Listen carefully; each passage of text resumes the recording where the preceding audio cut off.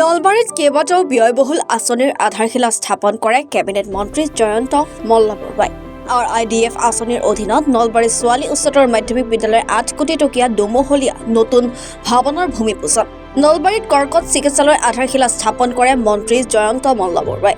50খন বিচনাযুক্ত এই হস্পিটেলখনৰ নিৰ্মাণ কাৰ্য এই বছৰৰ ভিতৰতে সম্পূৰ্ণ কৰাৰ লক্ষ্য। 180 টকা ব্যয় সাপেক্ষে নিৰ্মাণ হ'ব এই চিকিৎসালয়খন।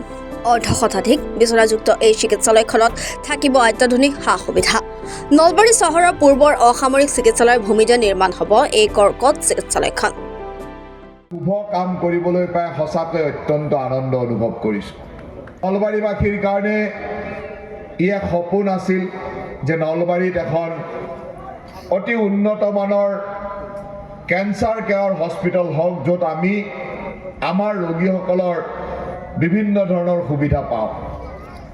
সামাজিক জীৱনত থকা হিচাপে মই নলবাৰী আৰু ইয়াৰ দাঁতিকাষৰীয়া অঞ্চলসমূহত কেঞ্চাৰৰ যিটো প্ৰাদুৰ্ভাৱ আৰু একোটা পৰিয়ালতে এজন নহয় দুজন তিনিজনকৈ কেতিয়াবা কেঞ্চাৰ হৈ পৰিয়ালটো কেনেদৰে নিশেষ হৈ যায়, কি ধৰণৰ এটা পৰিৱেশ হয় আমি প্ৰায় দেখি থাকোঁ।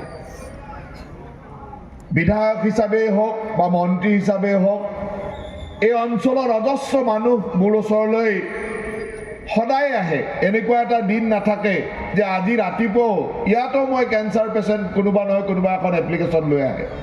এনেকুৱা দিন এটা নাথাকে যিদিনাখন মোক কোনোবা কেঞ্চাৰ পেচেণ্টে আহি এখন আবেদন নিদিয়ে যে মোক ট্ৰিটমেণ্টৰ কাৰণে এইখিনি সহায় কৰি দিয়ক, বাহিৰলৈ যাব বিচাৰিছোঁ, ঘৰৰ পৰিৱেশ বেয়া, ইত্যাদি ইত্যাদি বিভিন্ন কথা।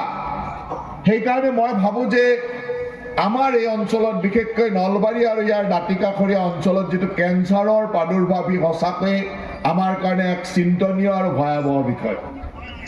আৰু সেইকাৰণেই আমাৰ মাননীয় মুখ্যমন্ত্ৰী ডাঙৰীয়াক আমি যেতিয়া এই আগ্ৰহ প্ৰকাশ কৰিছিলোঁ, মুখ্যমন্ত্ৰী ডাঙৰীয়াৰ এটা আগ্ৰহ আছিল যে নলবাৰীতো এখন কেঞ্চাৰ কেয়াৰ হস্পিটেল হ'ব লাগে। মুখ্যমন্ত্ৰী ডক্টৰ হিমন্ত বিশ্ব শৰ্মা ডাঙৰীয়াৰ সম্পূৰ্ণ প্ৰচেষ্টাত একক প্ৰচেষ্টাত আজি আমি নলবাৰীত এনেকুৱা ধৰণৰ এখন কেঞ্চাৰ কেয়াৰ ফাউণ্ডেশ্যন বা হস্পিটেল পাবলৈ সক্ষম হৈছোঁ। নলবাৰীৰ পৰা প্ৰণৱজ্যোতি কলিতাৰ ৰিপৰ্ট, এনি ভাৰত 24।